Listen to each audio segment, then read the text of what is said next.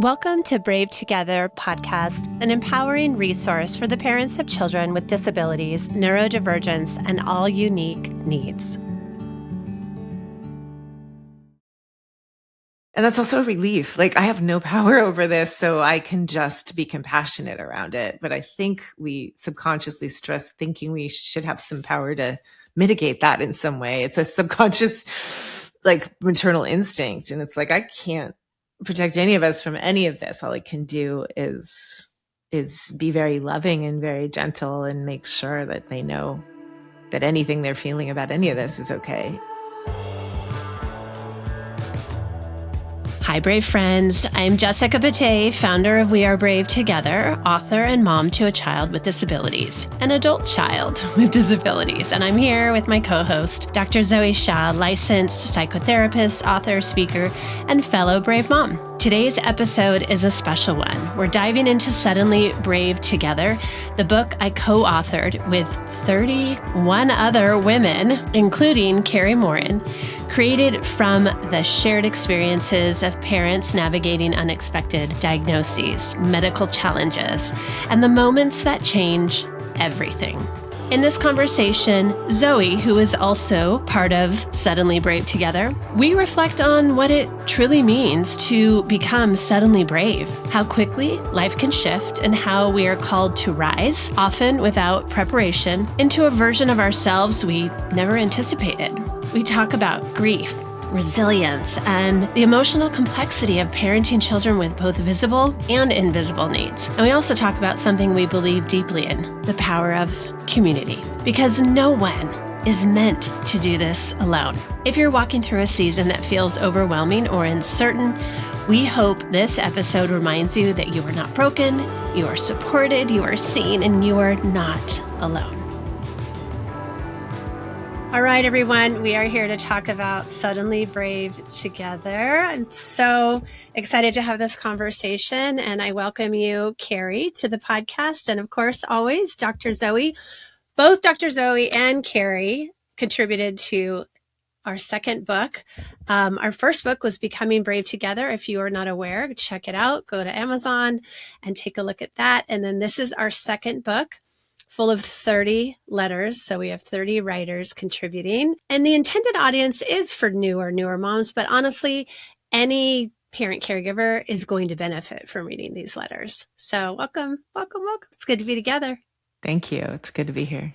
I'm going to ask each of you, what does the title Suddenly Brave Together mean to you? And how do you feel like that captures what we are trying to do with the book? I love the title because that's exactly how I felt when I was in the NICU. I felt like I had been hit by a train. It was so sudden that my entire life changed before my eyes.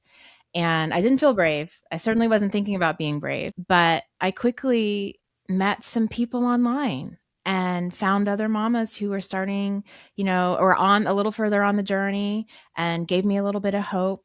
And so I love the title because that's how it felt for me. It was sudden, so sudden. And then I met all of these other brave mamas together. What about you, Kari? So you know that my chapter is a little bit about how I didn't get one clear diagnosis ever, really.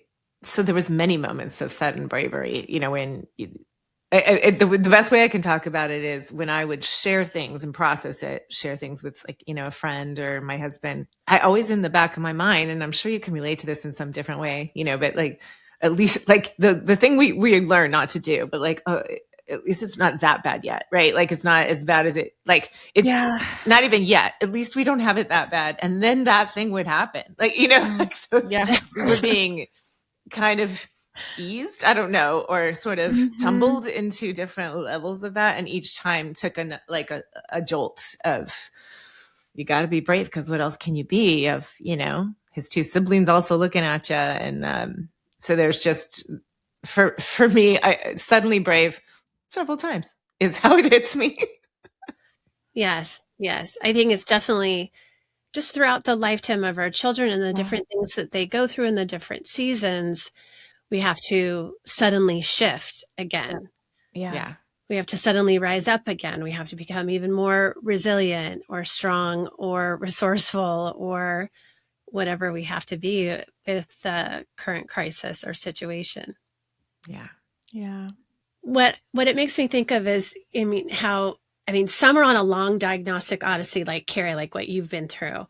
Zoe and I, we remember that moment of diagnosis, that phone call, or when the doctor walks in, or whatever it was, how we were notified of a diagnosis. And it's like, there's this before, and then there's this after, right? And it's just, you'll never forget. You are not the same person. You're not living the same life as before that.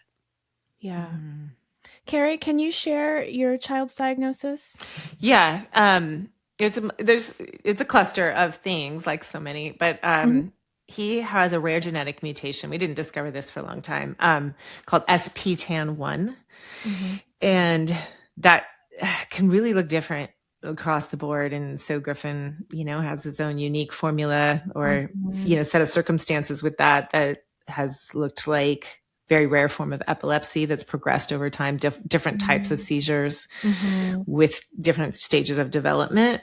So it started off like, oh, he's got absent seizures, he's got epilepsy. That's all we knew. But he also wasn't walking right away, and he had low tone. And so, there was, as we were doing that, he was diagnosed with mild intellectual disability and some learning, pretty debilitating learning disabilities. But we were accommodating and figuring it out all along the way, trying to put the puzzle pieces together. And I think I say in my chapter, I'm pretty sure, and I say this with such gentle respect, that I envied, I don't know why, but I envied a specific diagnosis. Yes. Like, I wish someone could have told me right away, like, this is what you're dealing with, because then I constantly felt behind. But I know but I just think that's human nature. We always want something to follow, but even then, it's not like, oh, that's some great club and with a perfect set of handbooks, Yeah. And because of that, and because of the drop seizures, which is another type of seizure he has, some traumatic brain injury as well. Yes. Okay. Thank you for sharing that. I know that feeling of envy, whether it's a, typically developing child. I remember I kind of envied people who had children whose diagnoses were visible as opposed to invisible, because there's all of that explaining and questioning even your reality when your child has an invisible diagnosis. Oh, yeah. Yes. That just hit me in my core. I know that feeling. I was also just thinking for our listeners, this book has 30 contributing writers or authors. We all don't know each other. And so we might have read each other's chapter, and we might have not, actually, because everyone didn't have access to everyone's final letter until now. And so if our writers have received their books, which they probably have by the time this airs, they will be reading each other's stories, but everybody doesn't know each other. And I wish everybody knew each other. I wish we all lived in, Southern California, and we could get together once a month. It'd be lovely. But we have writers all over the country. We have writers outside the United States, in Canada and Sri Lanka. So it's pretty remarkable to have such a variety and such an array of beautiful moms and beautiful stories. It really is. I just got it because I just got it, and I was wanting to read every single one. And I just thought of that, like, oh, wow, I wish I had this at the time. I know. What a resource. I had nothing like that. I couldn't imagine if someone had just plopped that into my hands and I could read the stories. Yeah. So true. I remember a book called Nobody's Perfect by Nancy Miller, I think. And I think she might have been a therapist or a social worker. And that was a resource that I had, but it was more, it wasn't stories. There was no storytelling. Yeah. But that's why this book, I want this book for every mom in their journey, on their journey, new or not new, for sure. What do you hope that a reader feels, when they read each letter, or even when they finish the book? I kind of feel this way about all women, but especially caregiver moms in these situations. I hope they feel less alone. I hope they feel a lot less hard on themselves. Just, the amount of times I've thought, God, I wish he had a better mom, a smarter mom. Like those inner the inner dialogue things that you go through when you wish like that you could figure something out, when there's, when you're really like just learning how to live with it. For anyone who's feeling bad about that, to just feel less alone and to realize, that's not even, that's not even it. What it is what you're going through is normal. What you're going through is scary. You're a badass. And like feeling bad about every little reaction you had isn't going to help anyone. So feeling connected Kari, to other moms will be. I needed to hear that, Kari. Like, just every time I overreacted or just got so anxious and worked up and, verbally lashed out just out of my own fear and my own worry when Ryan was acting out. Like, I needed somebody to tell me that all your feelings are valid and also take care of your own anxiety in the midst of this. Yeah. I hope that a mom reading it feels very seen, because I know that there were so many thoughts that I had that I didn't feel I even had permission to have or feel. And there was nowhere that I could take them. And so I tried to, in my letter, say the real things that I was feeling, the fear, the shame, I don't want to do this, all of it, so that another mom who is feeling that way knows, oh, okay, it's okay that I'm feeling this way. There's nothing wrong with me. It doesn't make me a bad mom. And if another mom can do it and she's further ahead than I am, then I can do it too. Very true. Very true. Yeah, I think, that's why I wanted We Are Brave together, so that we could draw strength from each other. We could share our stories with each other. We could, feel like, oh, she feels that way. She thinks that way. She's been through that. She had somebody say that or do that. Yes. Oh, she has family and friends who don't understand. Oh, you've been through grief again and again. You just feeling so seen and so understood, because we do feel tucked away and hidden. Our busy, medical lives, or our kids who are behaviorally fragile or medically fragile, it does shut down our life some, and we do get stuck at home. And not to mention that, our culture and society still doesn't view disability in the way that it should. So we feel very marginalized. So our first book and this book, I just want every parent reading it to feel seen. I love how you said that, Zoe. Yeah. I have this feeling too that I would love other people in our community to read it too, to understand it. I always have this feeling of, don't treat me differently, but also give me some grace. Like, it's just this constant, like, I want you to, like, don't assume that I can't invite me, but if I can't, keep inviting me and give me some grace. Yes. Yeah, it's true. It's true. Yeah. Don't give up on me. Yeah. Keep inviting me, even if half the time or most of the time I can't go. And just FYI, it's hard. Right. It's really, really hard. Right.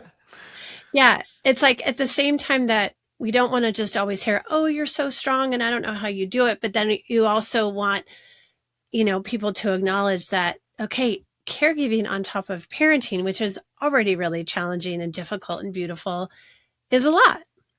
Yeah. It's hard in a way that they could never imagine. And if they could just accept that knowledge and hold space for you, that would be wonderful.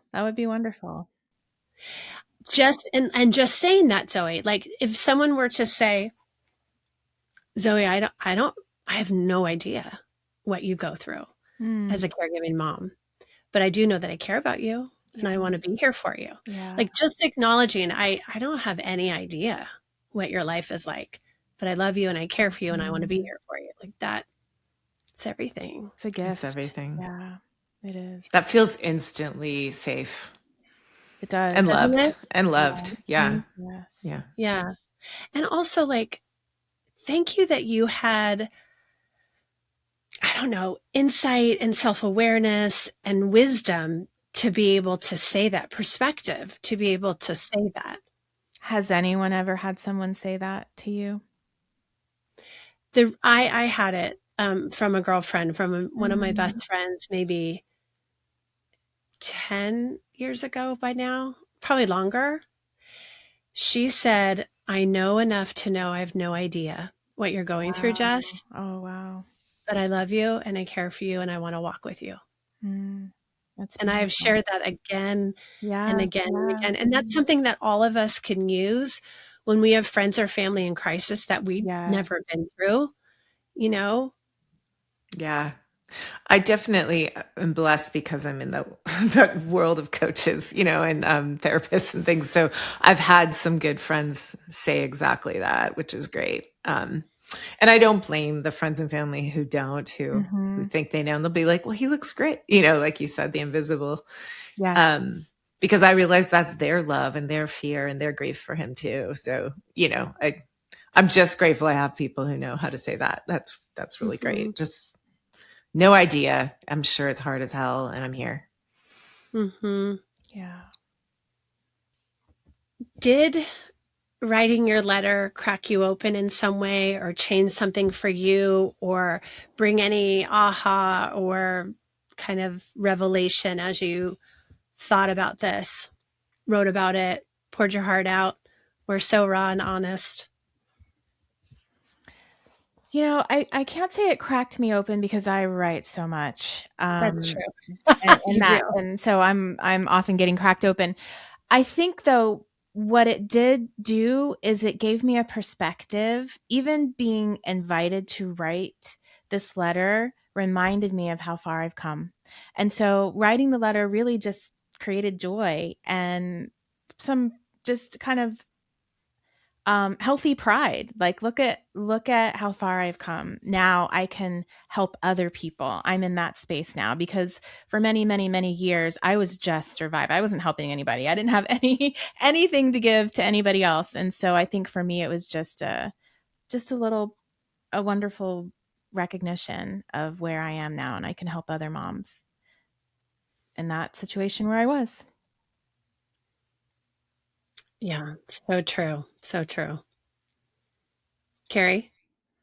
Yeah, sorry. I was just, I was taking that in and kind of just feeling overwhelmed because I do write a lot also. And I think until I did this, I really, I don't know how to put this into words, but it's something you guys talk about on this podcast. So I'm really grateful for, because I have 3 kids and because they're so close in age and so close to each other and so close as a result of everything they've been through with him. He's in the middle. The 2 things that really hit me hard doing this, and it was cathartic, and in the coach that, you know, you had helping us was that I got to work with was just really beautiful at this too. But reflecting this back for me was realizing how much pain I was holding, not just for him, but for his siblings. And, you know, and how helpless you are to all that. Like, and that's also a relief. Like, I have no power over this, so I can just be compassionate around it. But I think we subconsciously stress thinking we should have some power to mitigate that in some way. It's a subconscious, like, maternal instinct. And it's like, I can't protect any of us from any of this. All I can do is be very loving and very gentle and make sure that they know that anything they're feeling about any of this is okay. So reliving it, some of it was incredibly emotional. And then the other thing was, my mom was in town and she was reading drafts, and it really hit her hard in a way that was like, God, I really haven't been there for you in those ways. I don't think I've, and I said, well, you know, the fact that you're reading it and feeling it that way now really is absolutely beautiful. And you've always been generous, and you've always, like, she's always been just so emotional in her response about, especially the injuries that happened, that, you know, I think she read it feeling like she wasn't as aware of the big picture. And so having, like, reliving it all and realizing not only, you know, did I manage it better than I thought I did at the time, Mm-hmm. but that, like, everyone's emotions were such a big part of it, and we were all kind of going through it alone in certain ways. Mm. Mm-hmm. And some of it you really don't know the benefit of until you look back, right? You know, like, I was very present to my kids, I thought, but it wasn't until my son was much older, my oldest, that was like telling me some stuff he went through in high school that he didn't want me to know about, because he felt like we were so, we were needing to be so focused on figuring out what was going on with Griffin. And like, oh, that just, you feel so bad when you hear stuff like that, I know. Yeah. Things like that. So yeah, those things were beautiful and hard, and like ultimately just that strength and that relief you get from sitting with it and letting it just wash all over you and hit you hard. It's just such a cathartic thing. I wish everyone would allow themselves to experience. Not pretty, but it is beautiful.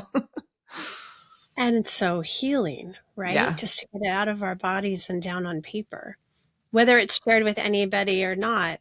So if you're out there listening, I hope this inspires you to grab a notebook and just start writing stream of consciousness, your thoughts, your feelings. You know, you can go back to the beginning or where you're at and, what you're in the thick of right now, but just write, get it out, and don't be afraid to feel, because it is part of the healing process. And Dr. Zoe, you can speak to that better than I or even Kari, about how healing it is to really write and express. Yeah, it's really the act of not holding it in, because it's the holding in that causes so much, more stress, more anxiety, more isolation. But when you can purge, and some people purge very well on the paper, other people purge by moving their body, other people purge by speaking, by moaning, by just, everybody needs to kind of find their thing. I definitely always encourage people to start with writing, because it's kind of an easy modality to really understand what you're thinking. And if you allow yourself to put pen to paper without conscious thought, you can sometimes find out what's really happening with you. Yeah. A friend of mine said to me when she read some of my writing, and she had kind of that similar experience that your mother did, Kari, like, where was I when all this was happening?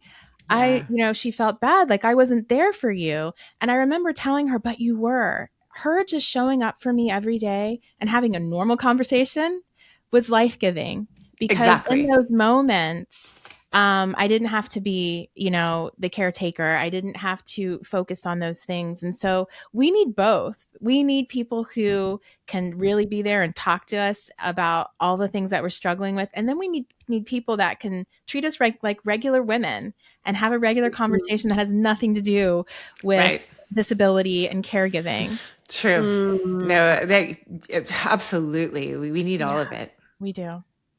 Yeah. We need so much. And that's really okay. Do. We do. Yeah. We do. You didn't ask me to do this, but that is such a great reminder and plug for the circles that you have us do, that like this isn't necessary, unless it's what you want to talk about. This isn't necessarily we come together and talk diagnoses. And in fact, if nothing, like this is really for you. So this is your time with other moms. And I think that that's like such a gift. And I always try to keep that in mind and like frame conversations around, like what's lighting you up, or what's weighing you down. Yeah. Yeah. I like that, Kari. So Kari is our connection circle leader for Portland, Oregon. And what she's just referring to is our support groups across the United States, which we call connection circles. And it's a time to come together and share, but we don't always have to talk about disability and caregiving. We can just, like you said, what lights you up? What is, one glimmer you experienced this week? Were you beauty hunting? What do you want to vent about? What's a junky show you're watching? It's the coming together with people in similar circumstances that is comforting. Whether or not we share our love and war stories or not, just the coming together, there's a common bond that we all share, and we know that walking into the circle. And that's beautiful. Hmm. So, Kari, you said in your piece, in your letter, well, one, no one is ever prepared, which, amen. No one is ever prepared for this at all.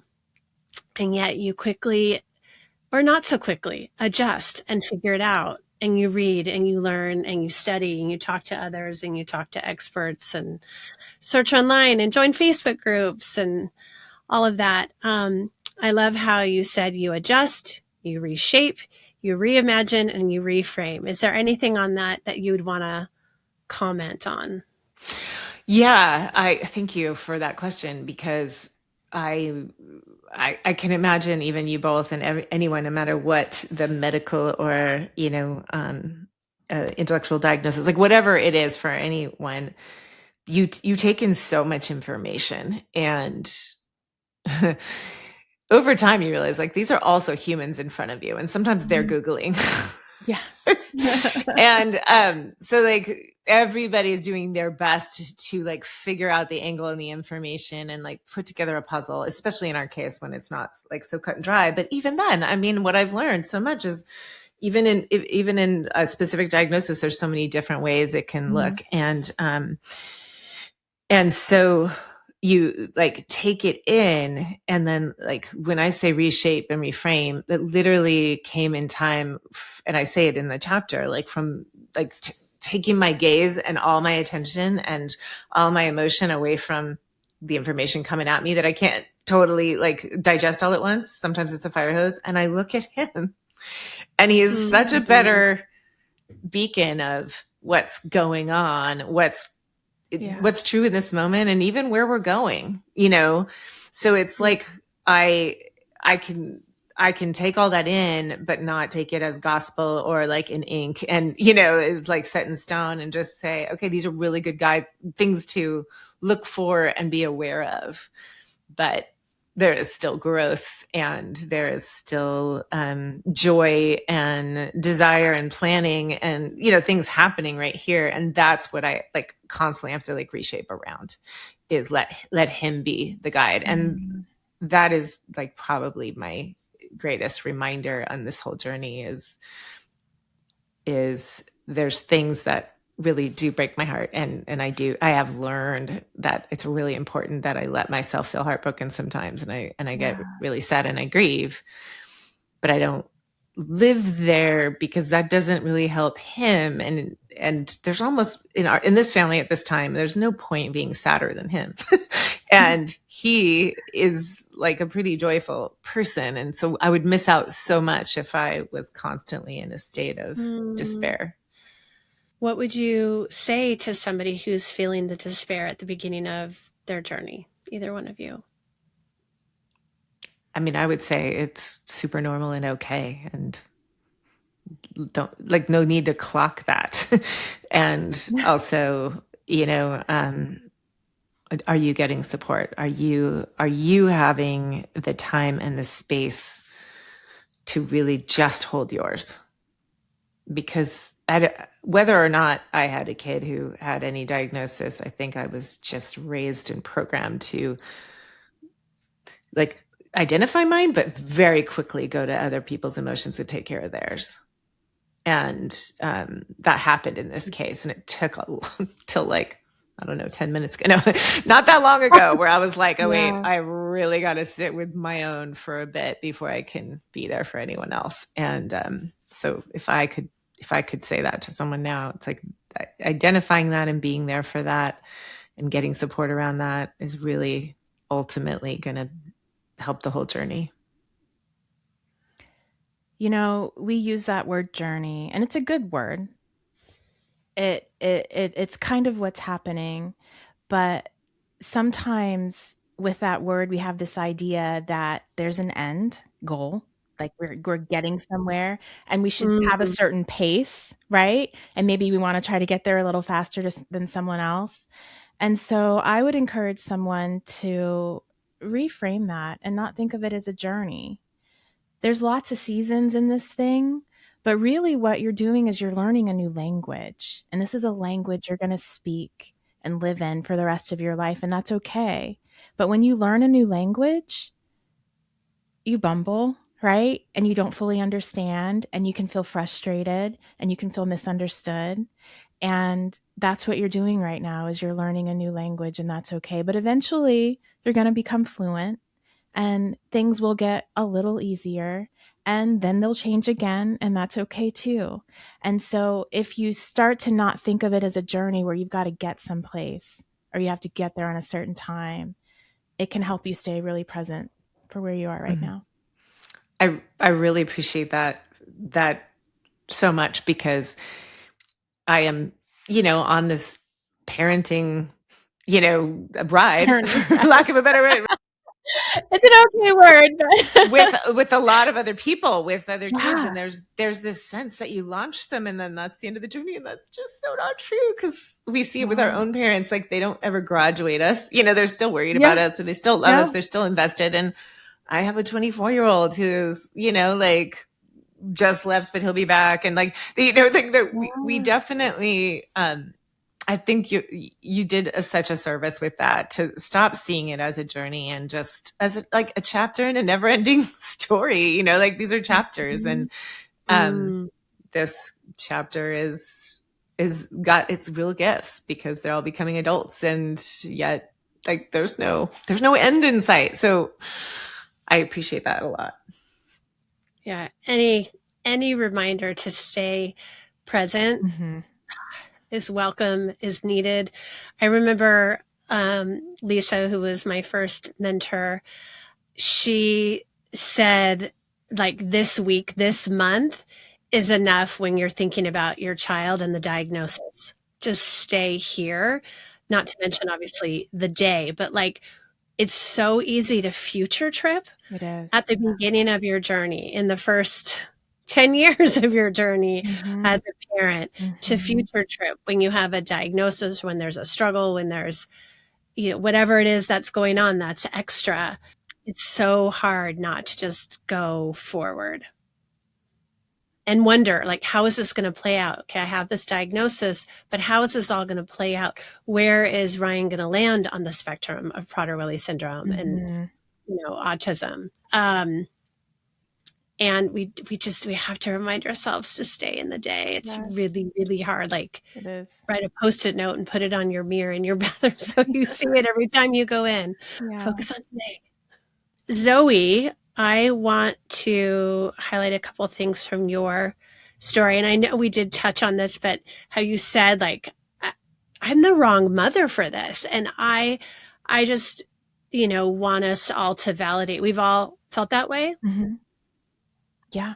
We all still sometimes feel that way. Like, I can't do this. I'm not meant to do this. Yes. I remember the platitudes that my, blessed friends trying to make me feel better would say to me, that God doesn't give you more than he can handle. And, oh, so glad it was this diagnosis and not this. And you are so strong. You're the person to deal with this. And I just remember, I would smile, and deep inside, I was just like, I can't handle this. He did give me more than I can handle. And this isn't fair. And I felt that my daughter was being punished, and I was being punished, and our whole family was being punished. All of those things. And also I felt way too much shame to be able to voice any of those things. I just held them. Right. And I don't want any other mamas to hold that. Whatever you're feeling and thinking, say it, speak it, write it, because it matters and it's real. And all those people who are saying those wonderful things to you, if this had happened to them, they'd be feeling the exact same way. You also talk about mom guilt and caregiver guilt and shame and the phantom critic. Is there anything you would want to expound on? Yeah, this goes for all moms. Really understanding. I mean, mom guilt is just such a ridiculous thing that we get given as soon as our children are born. Well, actually, before we get it the second we get pregnant. It just comes, it just comes. It's all those warnings on the things that people buy you. My goodness. Yeah. And it's even worse now because there's all this stuff that you can Google and look at, all the things you're doing wrong in your pregnancy. Understand that guilt, what real guilt, healthy guilt is when you've done something to break your moral code. And there's so many moms feeling guilty about something that they haven't broken their moral code, right? That's invalid guilt. That's fake. It's shame-based, and that you need to stop. So when you start to feel yourself feeling guilty because you forgot to do something, because you ate that shrimp or fish or whatever you did when you were pregnant, or because, you don't have enough money to get the best treatment for your child, whatever it is you start to feel guilty about, ask yourself, have I done something to break my moral code? Did I just make a mistake? Was I stretched to capacity? And if you have done nothing to break your moral code, then your work is to get rid of that guilt in whatever way, shape, or form that you can. Get rid of it. So yes, I talk about shame. I talk about guilt. Shame is, that other feeling that I am wrong. But I know, especially in early diagnosis, there's so much guilt and there's so much questioning. Why? What did I do? Could I have done something different? And that's about grief, right? Mm-hmm. When we go and we really try to fix the past, as if I can figure out what I did wrong, somehow it's going to change today, and it won't. And so the other invitation that I give you is to give up all hope of a better past. Whatever you feel might have happened that's caused this, that's done. And acceptance and health moving forward is being able to give up all hope that the past could have been different. And let's stay right here, not in the future, like you said, Jessica, but right here in this moment. So good. I love that definition. I heard you say that when you spoke at the retreat, and it really still gives me chills every time you say it, Zoe. It's very freeing. It's very freeing. I also love that you said in your letter, you are not broken and your child is not broken. And you're going to feel broken, and you're going to feel like my family's now broken and my child's broken because of this diagnosis. How did you shift from feeling broken or feeling like your child was broken? And what would you say to our listeners? It took a lot of shame work for me to shift from that. And the problem is that from the very beginning, they're trying to figure out what's wrong with your kid, right? You're in the NICU, and we're all trying to figure out what's wrong. And so it starts with that. And we have this idea of this kid is wrong. Let's find out how they're wrong. And now let's figure out what we can do to fix it. Instead of realizing this is our child, and this child is not the diagnosis, right? This child is exactly who they are, and they're here for a reason, and no, we'll never understand it. And maybe we should stop trying to figure out the meaning behind that. There's a song called, I don't remember the name of the song. It's something about like, you're not broken, just bent. And my sister actually sent that song to me. And I love the idea of thinking of, okay, we're just a little different. We're a little bent. We're weird. We're unique. We're not broken. And when I can look at Sully, that's my daughter, as not broken, but she's a little bent.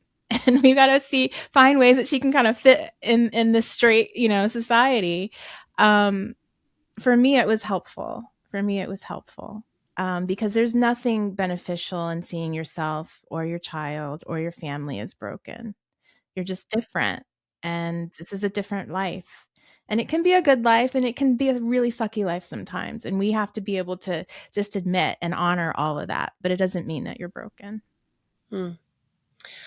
I appreciate you bringing this up. And for anyone who's listening, I know that we can get stuck in the early years with trying to fix, trying to heal, trying to normalize. We're expecting that a magical IEP and IEP team or medical team is somehow going to make our child different, better, easier, the therapies. And I'm not saying we don't do all the interventions, and we don't see the doctors, and we don't, what have you.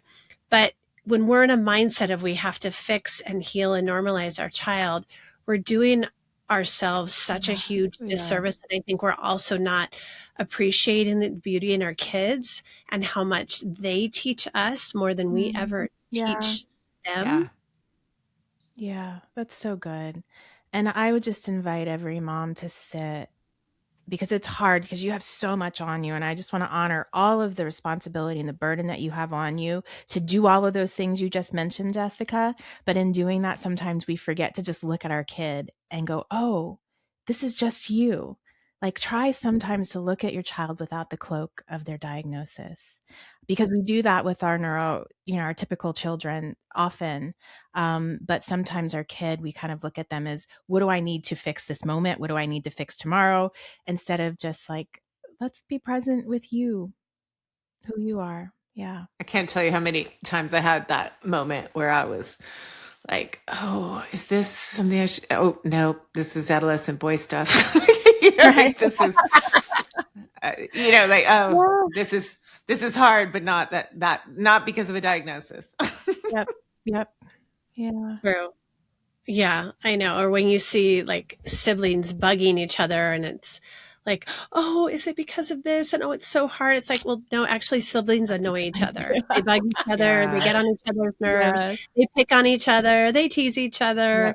Yeah. It's just all normal and it's all part of it. Yeah. I was thinking about this, Zoe, when you were talking, because I'm trying not to mitigate these adult relationships because, they're 20, 23, and 24 now. Yeah. And they love each other a lot. And every once in a while, the older or the younger, like, it'd be nice if you said, thanks for me driving you to this concert. Like, it would be nice if you had asked me about this. Do you want to ask, and he is working on that stuff with a therapist. And we had a conversation where I was like, I am not defending how that felt for you, right? Like, I'm not defending him, and because that didn't feel good for you, but really ask yourself if you're going to constantly be disappointed if you are filtering him through a neurotypical lens.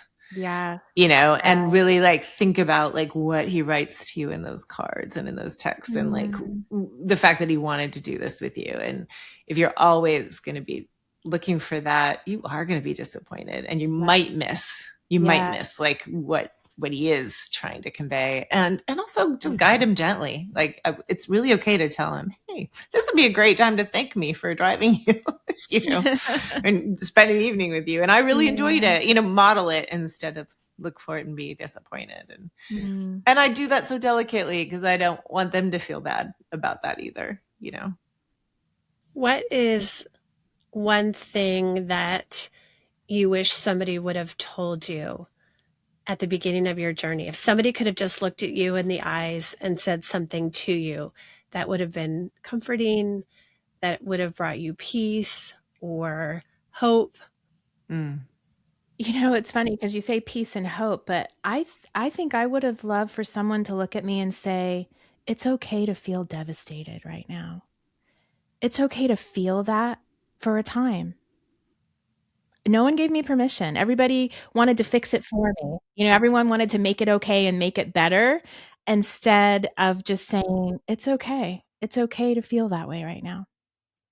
I have a hard time answering this only because there's these two different things. There's an intellectual disability and then there's seizures. And I really think it would have been helpful early on. And I think I got there much earlier with the intellectual disability to be like, this is just learning a language, to use your term. Like, this is a beautiful aspect of your family that's going to make you all really present and laugh a lot and enjoy music in a different way and all that.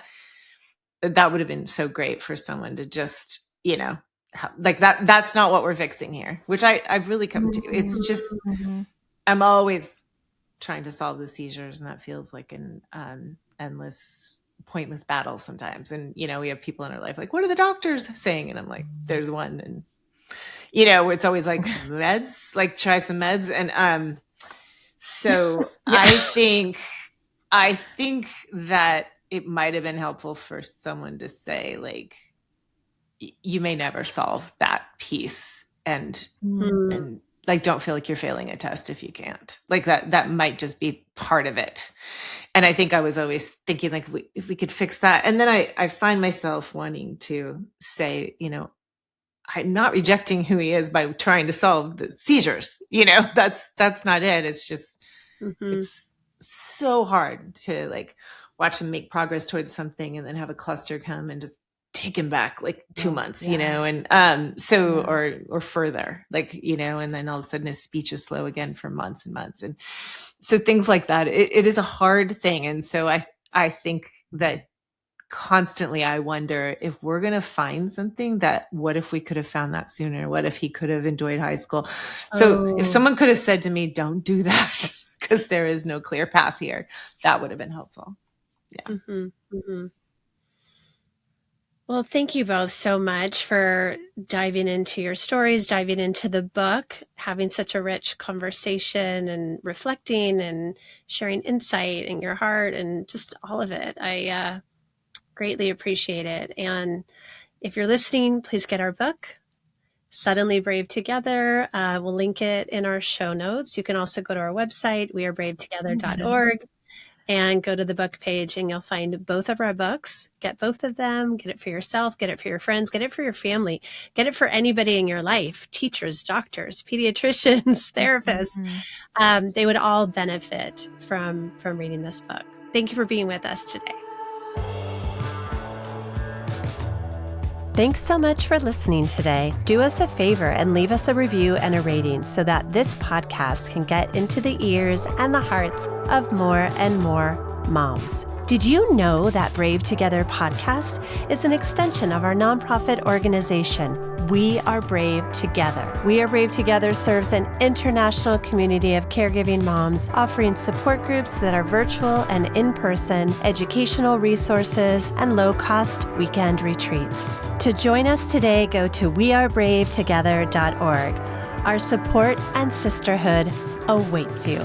Brave Together podcast is for entertainment and education purposes only. It's not a substitute for professional care and should not be relied on for medical or mental health advice. The use of any content on our podcast, links, show notes, or on our website is to be done at your own personal risk. Please seek out a professional to assess your own medical or mental health concerns because we are all beautifully complex and the content of this podcast is for a broad audience.